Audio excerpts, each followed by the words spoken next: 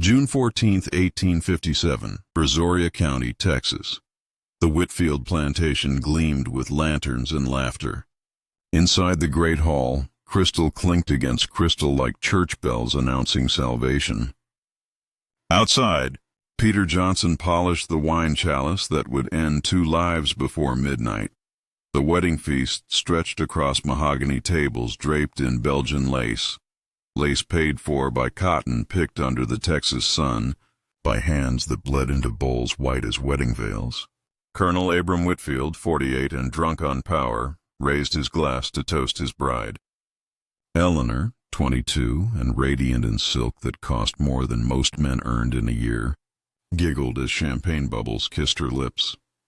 Peter stood in the shadows, white gloves pristine, silver tray balanced perfectly in hands that had learned stillness as survival. For 15 years he had served this family with the devotion of a faithful dog. The master trusted him with the wine cellar keys, with the crystal, with secrets whispered over brandy.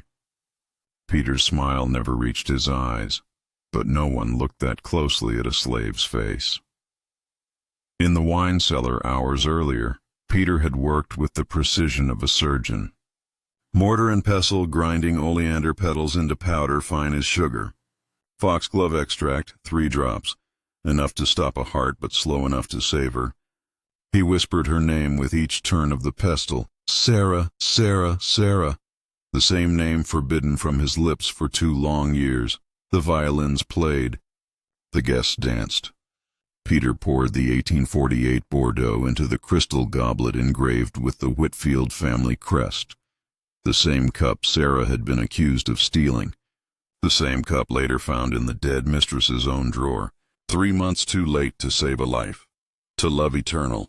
Colonel Whitfield bellowed, his face already flushed with drink and triumph. The crowd raised their glasses. Crystal sang against crystal. Peter's hand never trembled as he served the master's cup, bowing with the same reverence he'd shown for 15 years. They drank deep. The wine was sweet on the first sip, French grapes kissed by Bordeaux sun. The second sip burned, but wedding wine often did when joy ran too hot in the blood. The third sip never came. Eleanor's laugh died in her throat. Her hand flew to her neck as if invisible fingers were tightening around the lace collar Peter's wife had starched and pressed just 2 years before. Colonel Whitfield's face turned the color of old bruises, his eyes bulging like a landed fish gasping for air that would never come. The crystal goblet shattered against marble floor. The sound cut through violin strings and shocked gasps. Eleanor clawed at her throat. Her wedding dress now stained with spittle and the wine that had turned to poison on her tongue. Peter stood motionless, hands folded behind his back, watching with the same steady gaze he'd used when forced to dig Sarah's grave with his bare hands while the master smoked cigars and commented on the depth. The same steady gaze he'd worn when prohibited from speaking her name at her own burial. Before we continue, drop a comment. Where are you from and what time is it there? Don't forget to subscribe, the wedding guests screamed. Someone shouted for the doctor. But Peter knew no doctor could cure what justice had served. He had learned patience in the cotton fields, learned silence in the stable yard where his wife's blood had soaked into Texas soil. He had learned that some debts could only be paid in kind. Colonel Whitfield collapsed first, his body convulsing like Sarah's had under the whip's bite. Eleanor followed, her young body betrayed by the same cruelty that had stolen Sarah's breath on that burning afternoon 2 years past. The master who believed even death belonged to him now choked on his own certainty. The bride draped in lace paid for by blood now wore red around her throat like Sarah's welts. The wine was French. The poison was justice, and Peter served both with the same steady hand he'd used to bury his wife. This is the true story of Peter Johnson, a wine steward who turned a wedding toast into a funeral and made his master drink the same poison that had killed love 2 years before. This is Peter, who served justice in a glass and made them taste what Sarah tasted. while the wedding guests danced in silk and satin. The slave quarters sat in darkness, listening to music they'd never be allowed to dance to. Peter stood in his cabin doorway, watching lantern lights spill from the great house windows like liquid gold, while his world remained wrapped in shadows, thick as grave dirt. The Whitfield plantation sprawled across 3,000 acres of prime Texas cottonland. The main house rose like a white temple to wealth, 3 stories of Greek Revival grandeur, marble columns imported from Italy, chandeliers that had sailed from France in ships built by enslaved hands. Inside, 500 bottles of wine slept in cedar racks, each one worth more than most enslaved people would see in a lifetime of labor. 30 slave cabins crouched in the distance like broken teeth, dirt floors packed hard by generations of weary feet. One well served 80 souls. Sarah's blood still darkened the stable yard where she had died, a permanent stain no one was allowed to wash away, Colonel Whitfield's warning written in rust and rain. Peter walked through his routine like a man underwater. Polish the silver, the same silver Sarah was accused of stealing. Arrange the flowers. Oleander and foxglove bloomed among the roses, their beauty hiding what only Peter now understood. Decant the wine. Test each bottle for color, for clarity, for the darkness deep enough to hide what justice demanded. The wine cellar became his cathedral. Here, surrounded by oak barrels older than his enslavement, Peter remembered the day they killed her, February 12, 1855. Sarah had served coffee to the senator's table, her hands steady as always, her smile genuine in a way that made even bitter Constance Whitfield jealous. The silver cup disappeared sometime during the evening. By dawn, Constance was screaming "thief" like a woman possessed, her face twisted with the particular rage of those who mistake cruelty for righteousness. No evidence. No trial, no defense allowed. Just accusation sharp as a blade and twice as cutting. "We cannot let this stand," Colonel Whitfield pronounced, smoking his morning cigar. "It sets a precedent." Sarah was dragged to the stable yard as the sun painted the sky pink, the same pink as the oleander blooms that would later teach Peter about beautiful death. They tied her to the whipping post, her wrists already raw from struggling against rope that would not yield to innocence. Peter was forced to watch from the wine cellar window. 2 overseers held him back when he tried to run to her, their hands like iron shackles around his arms. "Master wants you to see." Jackson grinned, the whipmaster whose smile never reached his eyes. "Wants you to see what happens to thieves and their kin. 50 lashes ordered." Sarah screamed until her voice cracked, then whispered Peter's name until she couldn't whisper anymore. The whip opened her back like a book written in blood and agony. She died on the 38th lash, her body convulsing once before falling still as Sunday morning. Peter's scream stayed locked inside his chest, where it would echo for 2 years. They untied her body and let it fall like dropped cloth. No ceremony, no dignity, just meat that had once been the woman who sang while she cooked cornbread, who traced letters in the dirt to teach Peter words the master's children learned from books. "Shame," Colonel Whitfield said, flicking ash from his cigar. "She made decent cornbread." Peter was handed a shovel and ordered to bury her behind the stables with the other thieves. No coffin, no marker, no prayer allowed, because prayer was for people and people didn't steal from their betters. He dug until his hands bled, until the hole was deep enough to hold all his love and all his rage. Filled the grave alone while the colonel watched, smoke curling around his satisfaction. Peter did not cry at her grave. But when no one was looking, he carved her initials into the wine cellar wall with a piece of broken glass, S.J., the only monument he could give her. 3 months later, God or justice or simple irony claimed Constance Whitfield. Yellow fever took her slow and hard, her skin yellow as old parchment, her body writhing like she was still wielding that invisible whip. During the estate inventory, an enslaved maid found the silver cup in Constance's own bedroom, tucked behind her jewelry box like a guilty secret. Colonel Whitfield's response was a shrug wrapped in words.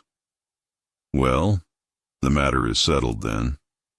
No apology to Sarah's memory. No acknowledgement of innocence proven too late. No marker for her grave. But Peter was made to serve wine at Constance's elaborate funeral, pouring Bordeaux for mourners who wept over the woman who had murdered his wife with a lie. That's when he started learning about oleander. After Sarah's death, Peter became even more perfect. He served faster, smiled wider, bowed deeper. He learned which wines the colonel preferred for celebrations. Always the French, always the reds that reminded him of power and conquest. He memorized every bottle in the cellar, every vintage, every year. He studied how to decant without sediment, how to chill without bruising the flavor, and he began studying the garden. Which flowers were beautiful, which were deadly, which could be crushed into powder fine as sugar and dissolved in wine without changing the color or scent. They had taught him to serve with a smile, so he smiled. They had taught him to bow, so he bowed. They had taught him that his wife's life was worth less than a silver cup, so he taught himself which flowers could stop a heart. The wine cellar smelled of oak and grief. Here, Peter ground oleander petals with mortar and pestle, each grain of powder a prayer to Sarah's ghost. He whispered her name with every turn. Sarah, Sarah, Sarah. The syllables forbidden everywhere else, but sacred in this darkness. 3 drops of foxglove extract. Enough to cause convulsions, enough to make them understand what Sarah felt when the whip stole her breath, but slow enough to savor, to watch recognition bloom in their eyes like poisonous flowers. The same moon that had watched Sarah die now watched Peter prepare. It hung over the plantation like a weary witness, silver light spilling through the wine cellar window where he worked. The moon had seen everything, the false accusation, the bloody whipping, the unmarked grave. Now it would see justice served in crystal and dreams fulfilled in nightmares. Peter stared at the wine cellar shelves, but saw only Sarah's face, her back open like a book, her voice calling his name. The bottles blurred into memory, her laugh while she kneaded bread, her hand in his during their slave ceremony, her body growing cold in his arms before they dragged her away, and then he stopped being afraid. He stopped being the silent steward who smiled while his heart bled. He stopped being the perfect slave who served his wife's murderers with gratitude. The wine was ready. The poison was ready, and Peter had been ready for 2 years. Peter learned which flowers could kill by asking which flowers were beautiful. Old Moses worked the mansion garden with hands gnarled as cypress roots, 70 years of sunrise labor written in his bent spine. When Peter started asking about the oleander blooms, pink as dawn, deadly as midnight, Moses just nodded with the wisdom of a man who'd seen too much to question why. "Them's pretty flowers," Moses said, his voice careful as prayer. "Deadly, though. 1 petal stops a heart." Peter touched the blossoms with fingers that had learned to pour wine without spilling a drop. "I'm just admiring God's creation." Moses studied Peter's face the way he studied soil, looking for what grew underneath. God makes all kinds of tools. They never spoke of it again. But the next week, Moses brought Peter foxglove wrapped in burlap, purple blooms like church bells announcing judgment. No words, just an old man's quiet blessing on a younger man's terrible purpose. For 6 months, Peter collected petals. Dawn visits to the garden while the big house slept. Careful harvesting, 1 bloom at a time, dried in the wine cellar behind barrels where shadows kept secrets. He ground them with mortar and pestle stolen from the kitchen, the same kitchen where Sarah had kneaded cornbread and hummed hymns that made even cruel hearts pause. one crushed petal for each lash she took, one drop of extract for the blood she shed, one stir of the spoon for the silence that followed. Peter tested the poison 3 times. First on a rat in the cellar, gray body convulsing in 4 minutes, pink foam on its lips. Second on a stray dog behind the stables, the same patch of earth where Sarah's blood had soaked into Texas soil. 6 minutes. The animal's eyes rolled back, showing white like surrendering flags. The third test was on himself.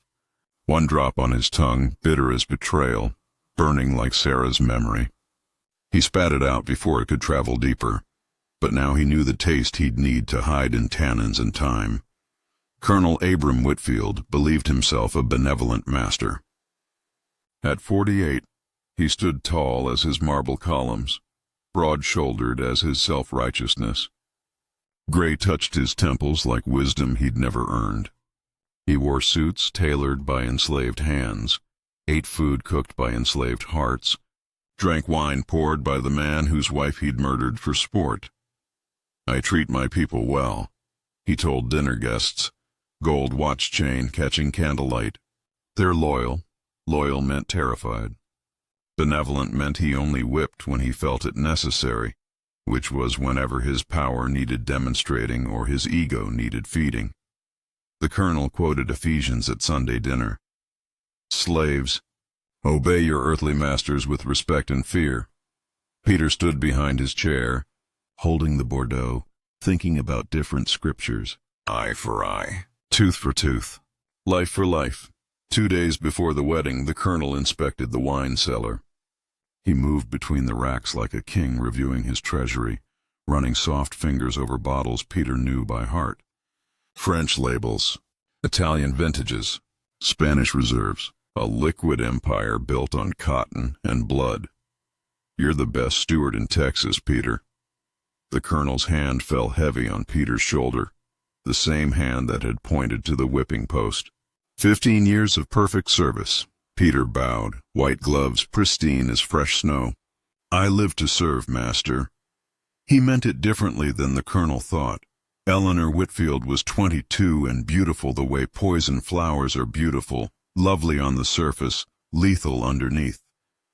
Daughter of Nathaniel Beaumont, New Orleans slave trader who'd built mansions on auction block profits.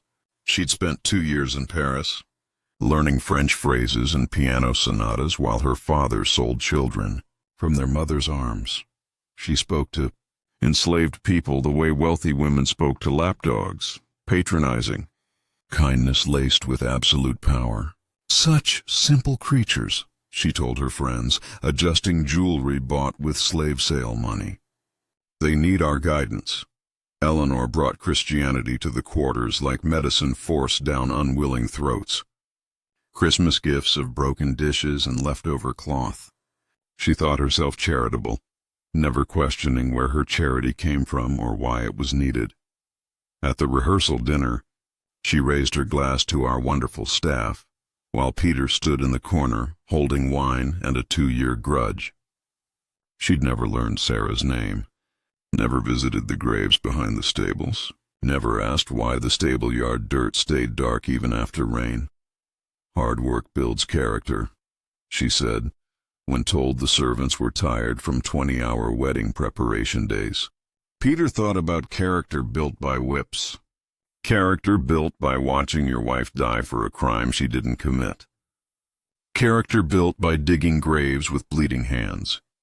Jackson, the white overseer, would attend the wedding as guest of honor. 35 years old, thick-necked as a bull, grinning the same grin he'd worn while counting Sarah's lashes. After she died, he'd told Peter, she had nice eyes, shame. Peter didn't plan to poison Jackson. That would be too kind. Jackson would live to see his master die and spend the rest of his nights wondering if he was next. Reverend Gideon Price would perform the ceremony, the same minister who'd preached divine order at Constance Whitfield's funeral, while Peter served communion wine with steady hands and a burning heart. Price had never held a funeral for Sarah. "Your wife is in a better place," he'd told Peter while eating cake in the big house parlor. Dr. Elias Morrow would examine the bodies tomorrow night. He'd already written Sarah's death certificate. Heart failure due to punishment for theft. 38 lashes reduced to clinical language. A life summarized in medical terms that meant nothing and everything. Peter studied the colonel's habits like scripture. Always 2 glasses at celebrations. Always toasted first with the bride. Always used the family chalice for special occasions. Crystal made in England, 1840, engraved with the Whitfield crest. The same chalice Sarah had been accused of stealing from. Eleanor drank slower, smaller sips, but finished her glass to be polite. French finishing school had taught her never to waste good wine, even when it tasted like justice. Peter chose the wedding night specifically. Large crowd meant confusion when symptoms started. Multiple servers meant harder to trace the source, and the symbolism felt right. They would celebrate love while he mourned his murdered wife. The chalice sat in Peter's hands like a covenant. English crystal that had held christening wine for the colonel's children, victory toasts after cotton harvests, celebration wine for his first marriage to Constance. Tonight it would hold something else entirely. He polished it until it caught light like captured stars. Each circular motion was prayer and preparation, memory and promise. The Whitfield family crest, a lion and cotton bowl representing power built on enslaved backs, gleamed under candlelight. In the wine cellar that had become his sanctuary, Peter mixed his justice with scientific precision. Oleander petals ground fine as sugar. Foxglove extract, 3 drops measured with an eyedropper stolen from the plantation infirmary. Mixed into 1848 Bordeaux, a gift from a French diplomat that the colonel had been saving for a special occasion. Peter agreed. This was special. The poison would be tasteless if properly diluted, invisible in dark wine, untraceable by any doctor in Texas. Heart arrhythmia first. Nausea. Vision problems. Then convulsions, vomiting, death in 30 minutes. Peter had tested it 3 times to be sure. He did not hate the colonel the way fire hates wood, quick and consuming.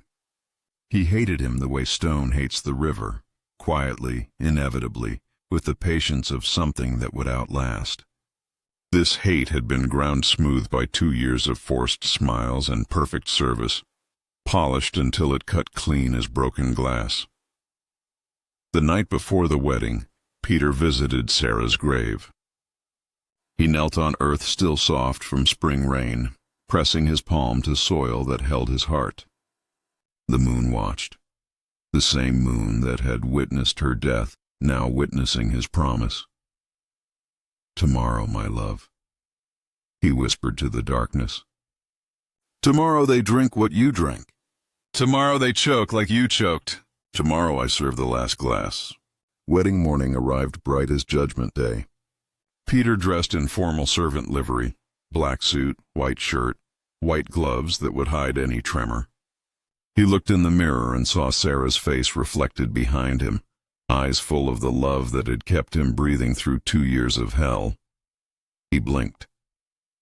She was gone, but the poison was ready. The chalice was no longer just crystal. It was a covenant, a promise written in crushed petals and 2 years of silence. And tonight, Peter would serve the most important wine of his life. 1 hour before midnight, in the wine cellar, Peter poured justice into a crystal glass.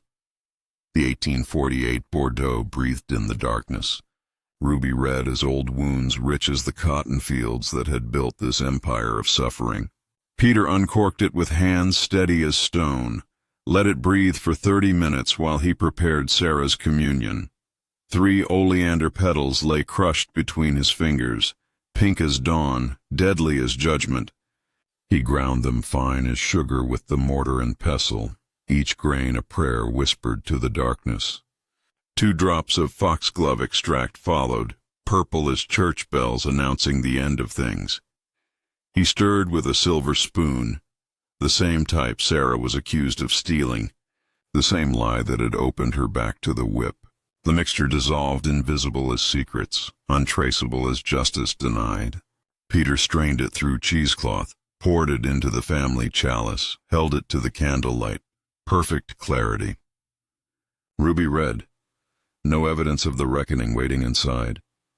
Sarah, he whispered to the wine-scented darkness. This is for you. Watch from wherever you are. Watch them fall. The chalice gleamed with the Whitfield family crest, a lion and cotton bowl representing power built on enslaved backs. Tonight it would represent something else, the end of their line. Peter walked from cellar to great hall. 47 steps. He counted each one like rosary beads, each footfall a drumbeat announcing judgment. Past the kitchen where Sarah once hummed while kneading cornbread.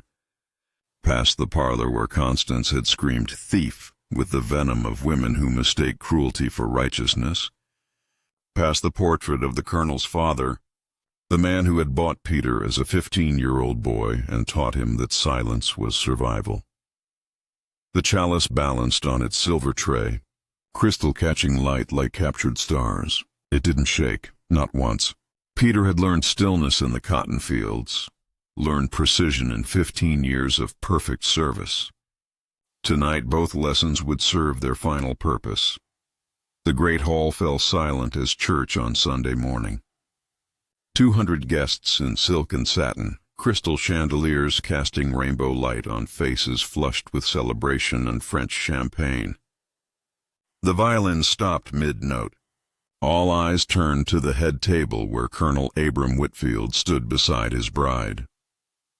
Eleanor Whitfield sat radiant in Belgian lace and pearls bought with slave auction money, her young face glowing with the particular happiness of those who never questioned where their comfort came from. She had spent 2 years in Paris learning piano sonatas while her father sold children from their mother's arms. Now she smiled like innocence itself, beautiful and damning as poison flowers. Colonel Whitfield raised his hand. The gesture commanded absolute silence, the same authority that had ordered Sarah's whipping, that had forced Peter to dig her unmarked grave. Peter stepped forward from the shadows, placed the chalice in hands soft except for pistol calluses. Their eyes met.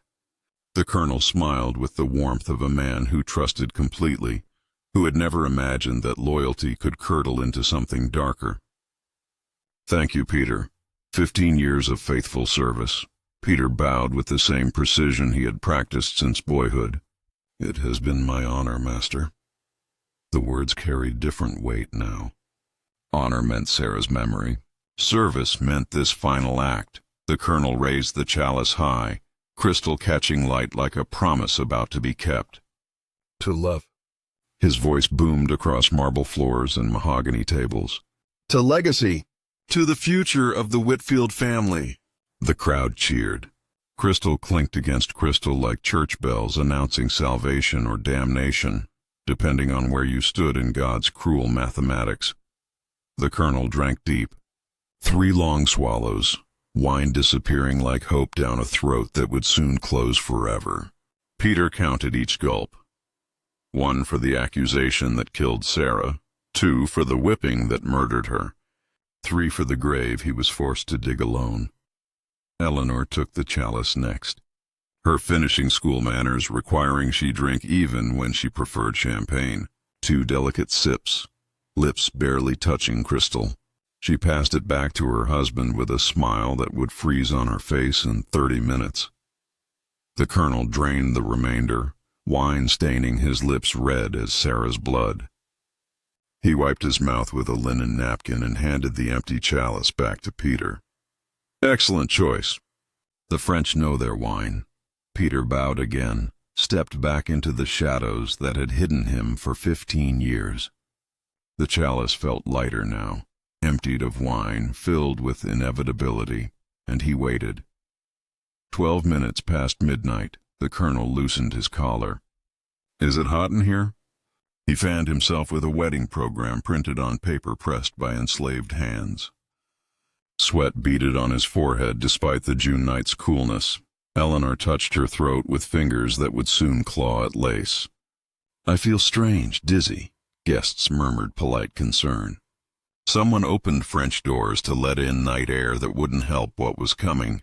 The colonel stood, swayed like a tree in hurricane wind, caught himself on the back of his chair. "I need air," he announced, but his voice came out thick as molasses, strange as a dying man's last words. He took 3 steps toward the veranda, stumbled, nearly fell. Guests rushed to help. The same guests who had cheered Sarah's whipping from their carriages, who had called it necessary discipline over brandy and cigars. Eleanor rose gracefully, took 2 steps, then vomited onto the Persian rug worth more than most men earned in a lifetime. The sound cut through violin strings and polite gasps. Wet, desperate animal. Screams erupted. Someone shouted, "Get the doctor!" Chairs scraped against marble. Crystal shattered as guests knocked over wine glasses in their panic. Peter stood near the wine table, hands folded behind his back like a man at prayer. Invisible in the chaos, watching justice unfold with the patience of stone wearing down rivers. The colonel collapsed. Full collapse, his body hitting marble floor with the sound of empires ending. Convulsions seized him like puppet strings pulled by an angry god. Foam bubbled at his lips, white as cotton, bitter as the lies that built his fortune. His eyes rolled back, showing whites like surrender flags, then focused with terrible clarity on Peter's face. Recognition dawned, not of Peter the servant, but Peter the husband. Peter the widower. Peter the man forced to watch his wife die for a crime she never committed. The colonel's mouth moved, trying to form words with a throat closing like a fist.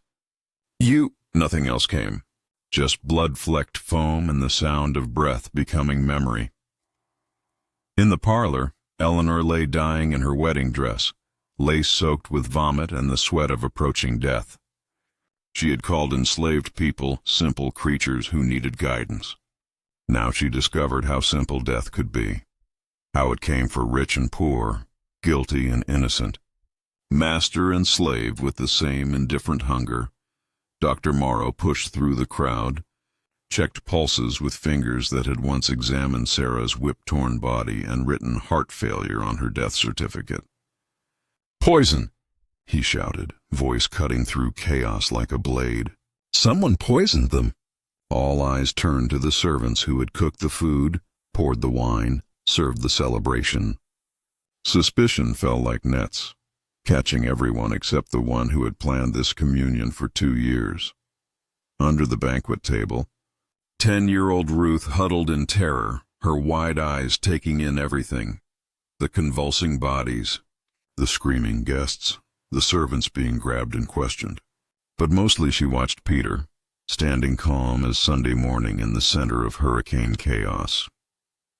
When the colonel's body stilled at 12:28 a.m., Peter walked to where Ruth hid.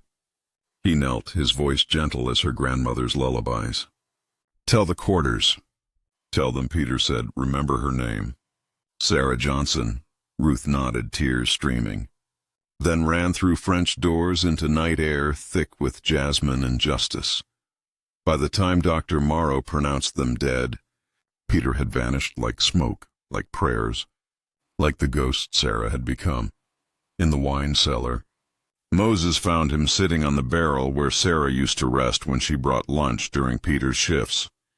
The old gardener didn't speak at first, just sat beside him in the darkness that had hidden their plans and secrets. "Them oleanders bloomed real pretty this year," Moses finally said. "They did. Reckon they'll bloom again next year." "Reckon so." Moses left without another word. He would never tell anyone what he suspected, what he had helped prepare. Some secrets were sacred as prayer. Above them, the great house emptied like a punctured wineskin. Guests fled into the Texas night, carriages rattling away from a plantation that had become a crime scene.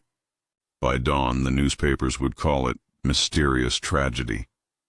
The authorities would question every servant except the wine steward who had already dissolved into darkness. But in the quarters, word spread like wildfire through dry cotton. By 1 a.m., every enslaved person knew what had happened. They didn't cry for the colonel or his bride. Instead, they sang, low rhythmic humming that started in one cabin and spread to the next until all 80 voices joined the wordless spiritual. No words were needed. The sound said everything. We know what you did. We know why, and we will remember. Peter heard their humming through the wine cellar floorboards, felt it vibrate in his chest like his own heartbeat. He poured himself a glass of unpoisoned Bordeaux from a different bottle, wine that tasted like freedom, like justice, like Sarah's name finally spoken aloud. He raised the glass to the darkness where her spirit waited. To Sarah Johnson, wife, mother-to-be, accused of theft, guilty of nothing. They said you stole a cup. I stole their lives. We're even now. The wine was sweet on his tongue, sweeter than revenge, cleaner than the tears he had held back for 2 years. Peter Johnson, wine steward and widower, drank to his wife's memory while the quarters sang their wordless song of witness. Then he closed his eyes and cried. Not from fear, but from release. Sarah was avenged. The debt was paid. And somewhere in the darkness, he could swear he felt her hand touch his face one last time. The quarters sang a song with no words, just humming, the sound of something ending and something beginning. And Peter in the cellar drank to Sarah's memory. Morning came. Peter did not run. He waited for justice, knowing he'd already served it. Dawn found him in the wine cellar, sitting on the barrel where Sarah used to rest during her visits, hands folded in his lap like a man at prayer. The scent of spilled wine mixed with oleander petals still clinging to his clothes. He looked peaceful, more peaceful than he'd been in 2 years. When Sheriff Morton arrived with 12 armed men, their boots thundered through the great hall like judgment itself. They found Peter exactly where he'd waited, standing when they entered, back straight, eyes clear. You poisoned the colonel? Morton's voice echoed off wine barrels that had witnessed everything. Peter met his gaze without flinching. I served him wine. If it was poisoned, perhaps God decided the taste. Don't play games, boy. I am not playing. I am not a boy. Peter's voice carried the weight of 32 years, 15 in bondage, 2 in grief.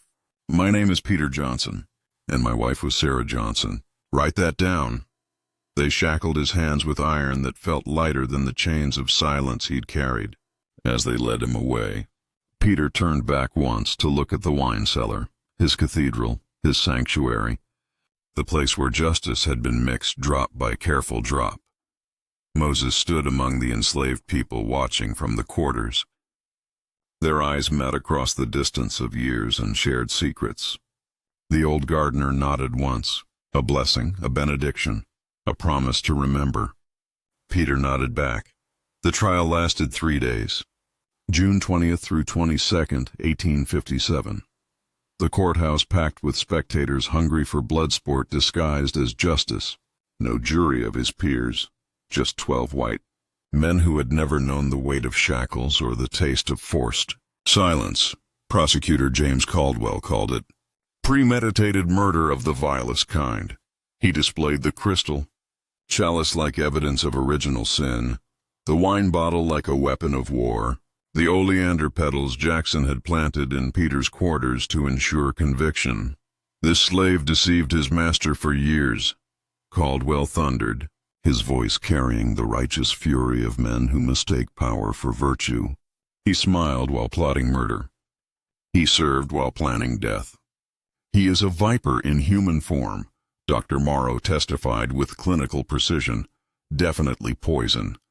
Oleander mixed with foxglove, calculated to cause maximum suffering before death. The enslaved people of Brazoria County filled the back of the courtroom, forbidden from sitting but allowed to witness their brother's judgment. They stood silent as tombstones, their presence a wordless testimony that some truths couldn't be buried. Peter said nothing through 2 days of testimony, sat straight-backed and still, hands folded, eyes focused on something beyond the courtroom walls. When witnesses described his perfect service and loyal demeanor, he didn't flinch. When they called him savage and ungrateful, he didn't respond, until the end. Judge Franklin Reeves asked the traditional question, "Do you have anything to say before sentence is passed?" Peter rose slowly, like a man emerging from deep water. He looked at the jury, at the packed gallery, at the enslaved people standing in the back like a congregation waiting for sermon's end. "I was taught to serve, so I served. I was taught to smile, so I smiled. I was taught that my wife's life was worth less than a silver cup, so I taught myself that theirs was worth less than a glass of wine." The courthouse fell silent as empty churches. Even the wind seemed to hold its breath.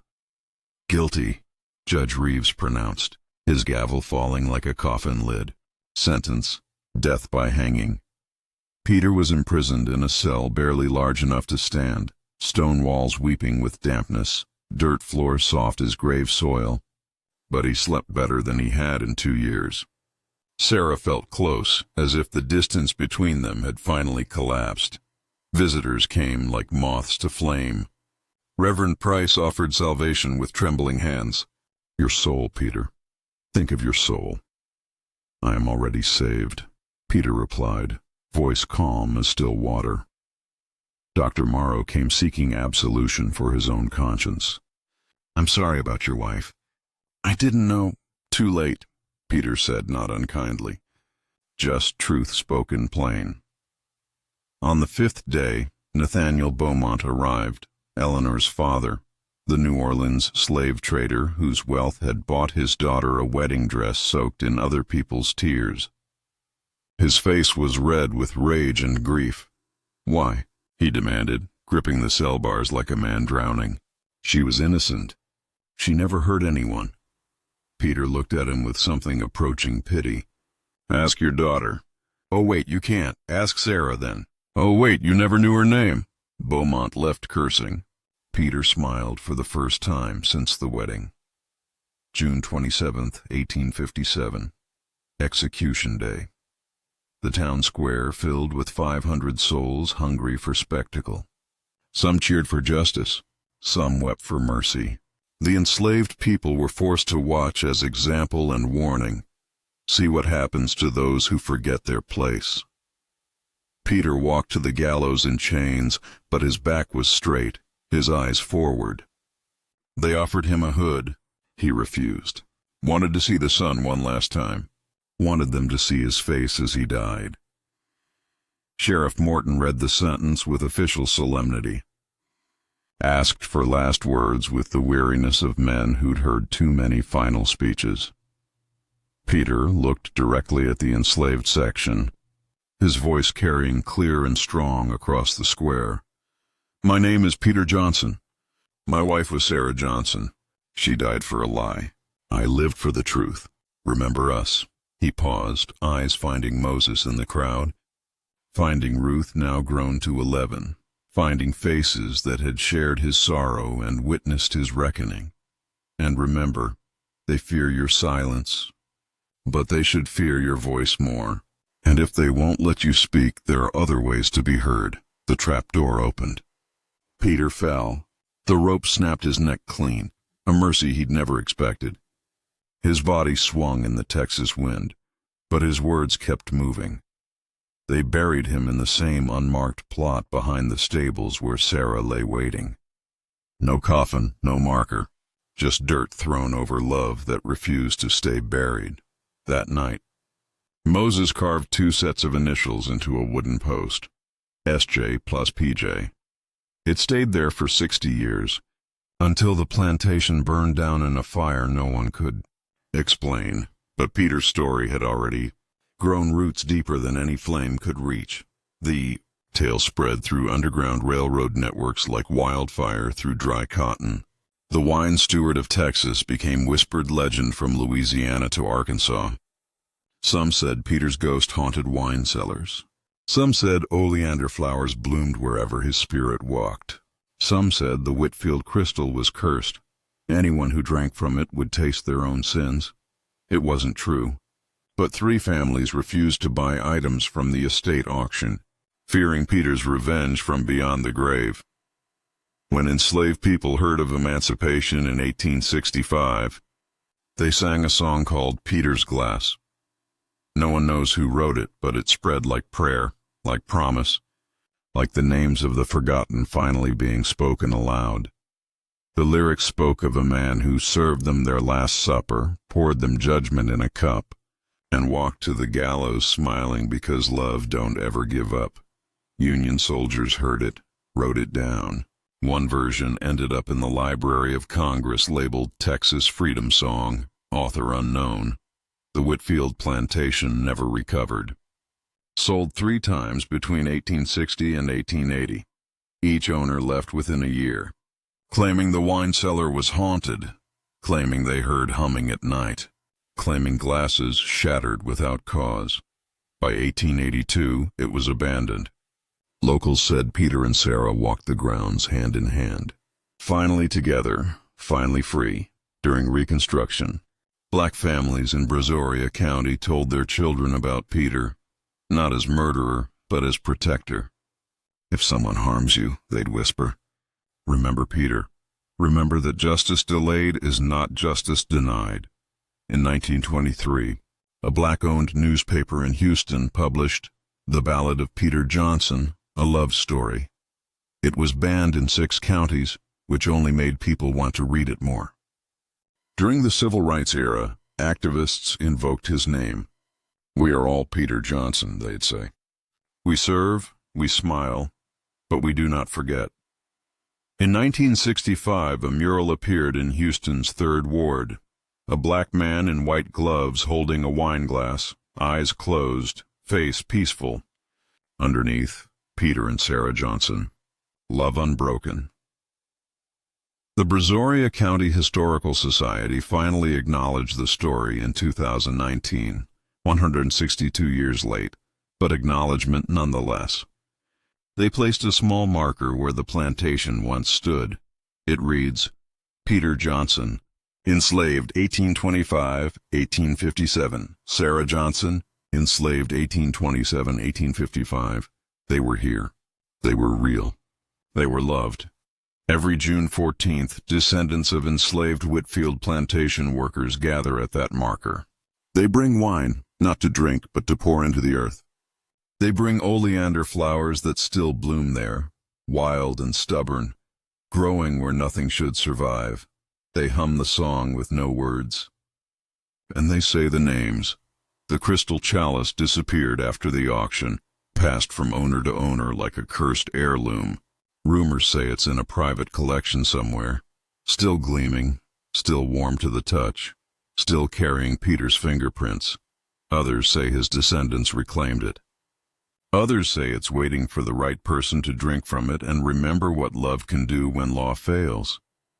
The name's Johnson spread after emancipation. 3 families from the plantation took it as their own. When asked why, they said, because Peter and Sarah Johnson loved each other when love was illegal. That's a name worth carrying. Today, if you visit Brazoria County, you won't find a statue or museum. But ask the old ones, grandmothers who cook with cast iron and grow flowers in defiance of harsh soil, and they'll tell you about Peter, about Sarah, about love that outlasted slavery, about a chalice that still gleams in the darkness, about oleander that blooms where nothing should grow, and they'll tell you to remember. Justice doesn't always come from the courthouse. Sometimes it comes from the wine cellar, sometimes it's served in a crystal glass, sometimes it's poured by a man who loved his wife more than he feared his master. This is Peter and Sarah Johnson. Their names were buried, but their story grew roots. And every June, when the oleander blooms, they are remembered.